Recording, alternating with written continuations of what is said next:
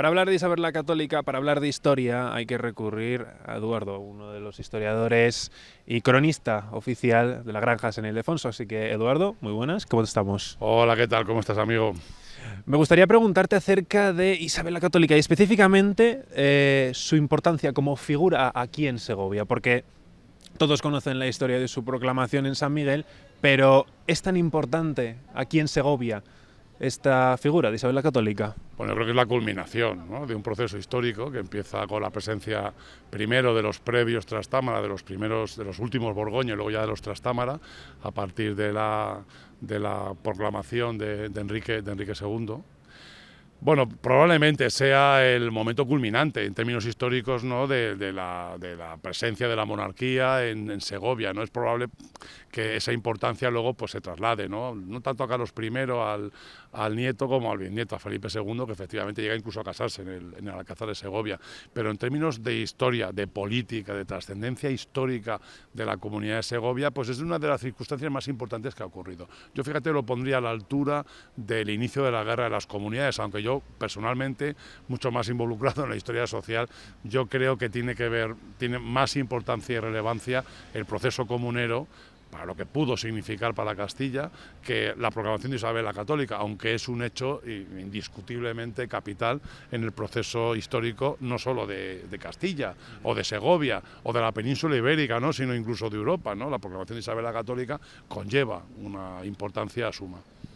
No queremos tampoco destripar una próxima conferencia que vas a dar, porque no queremos tampoco revelar la información que se va a decir ahí, pero sí que es verdad que el título que tiene, que es Mito, Leyenda, Historia, claro, la historia la conocemos, pero mito y leyenda, ¿qué rodea a la figura de esta monarca? Verás, tú has dicho que la historia la conocemos. ¿Qué vamos a conocer la historia? La historia ¿La conocemos? No la conocemos. La historia no se conoce. La historia, lo que se conoce es un relato histórico.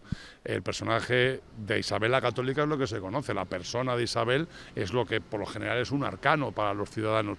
En la mayoría de las ocasiones, cuando uno profundiza en el conocimiento de la persona, deja de gustarte, ¿sabes? Deja de generar filias y empieza a provocar fobias, ¿no? La vida, como bien decía Unamuno, es una constante contradicción. La persona de Isabel la Católica, de la reina Isabel, de Isabel Trastámara, que es más bien llamarla así, porque lo de la católica es algo que se construye precisamente durante su reinado por la condición religiosa de la corona de Castilla, ¿no?, y lo que parecía en el exterior, ¿no?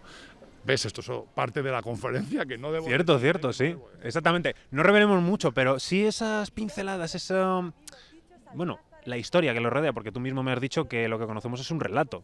Realmente de todo, hacemos un relato. La gente suele usar lugares comunes, como la historia la escriben los vencedores, o la historia es un relato. La historia es contingente, la historia es, en términos historiográficos, ¿no? Lo que conocemos es una adaptación de ese proceso histórico a los intereses de determinados grupos, determinadas personas, a lo que necesitamos saber, queremos saber y no queremos saber, ¿no? Entonces, la persona de Isabel la Católica, podemos decir que se aglutina sobre ella la constitución de una imagen de la nación española en el siglo XIX.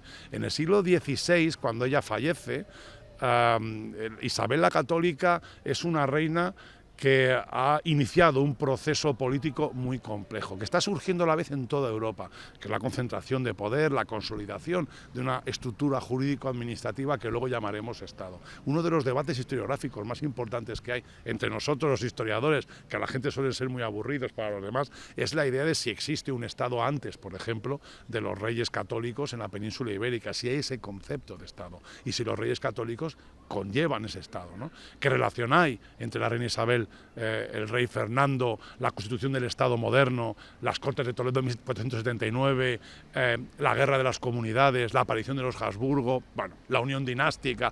Todos estos son conceptos donde sobrevuela la imagen de la reina Isabel. El comprender por qué tomó esas decisiones, quién estaba alrededor de la reina Isabel, porque no solo es ella, no se levantaba y decía voy a hacer esto, voy a hacer esto, voy a hacer aquello, no, ya tenía alrededor una serie de consejeros de grupos políticos muy importantes. La Bobadilla, se decía, después de la reina de Castilla, la Bobadilla, Beatriz de Bobadilla, ¿sabes? Una que tiene una relación muy importante con Segovia, con el Cabrera, con el condado de Chinchón, una de las sacadas que hace Isabel la Católica de los términos de Segovia. Es decir, hay siempre claroscuros, pero todo esto intenta siempre evitarse, eliminarse, con la idea de generar una leyenda, un mito, una imagen, que luego es lo que trasciende. Es decir, para los segovianos la reina Isabel es aquella que es proclamada por los caballeros en el atrio de la iglesia de San Miguel, pero no es aquella reina que hace una sacada de uno de los sermos para entregárselo a los nobles. Claro, de los monarcas que ha tenido España, se recuerda mucho a Isabel por esa importancia también como mujer que tuvo en su época, una época muy masculina, podemos decir, donde el hombre tenía mucha importancia, pero donde ella se consiguió destacar no solo en su época, sino también sé por dónde vas, en la historia. Veo por dónde vas. No te quiero preguntar exactamente si es una de las monarcas más importantes, pero sí qué aportó, digamos, los diferentes monarcas por los que han pasado la historia de España, ya sea Felipe II, Carlos III, etcétera, pues han tenido sus aportaciones mayores, menores, pero Isabel, digamos, ¿cuál fue su aportación? Bueno, probablemente tenemos que irnos a las Cortes de Toledo en 1479-1480, que donde se constituye la estructura del sistema de consejos, un sistema político que se hace durante su reinado.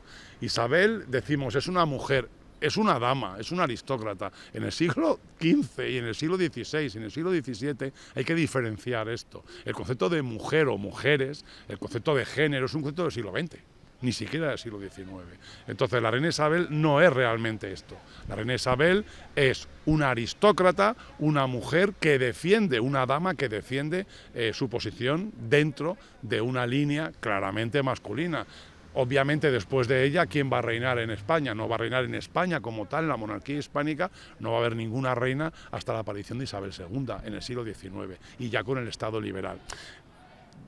Es importante, yo creo que el momento de su reinado hay que verlo así, no hay que simplificar en una persona, lo simplificamos en una persona en ese relato, pero el momento de su reinado, cuando ella reina, es cuando digamos que se produce un gran cambio complejo en el proceso histórico que afecta a toda la humanidad, no nos olvidemos de esto. Y un aprendizaje, algo que... Porque todos tenemos en nuestra mente la imagen de esta monarca, o lo que nos han podido contar, ya sea en nuestra etapa educativa o a posteriori que hayamos podido leer, pero ¿qué es algo que deberíamos conocer de ella que a lo mejor no está tan en boga, que no se comenta tanto acerca de su figura?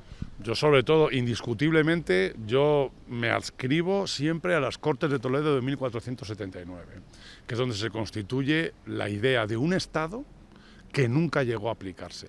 Porque la presencia de los Habsburgo, con Carlos I, con su abuelo Maximiliano y luego ya toda la descendencia, toda aquella prole, pues tergiversa completamente la imagen, la idea del modelo que se pergeña durante esas Cortes. Y en esas Cortes tiene un profundo protagonismo. Yo extractaría precisamente eso, ¿no? A partir del 79-80, la idea que se tiene de un modelo de Estado.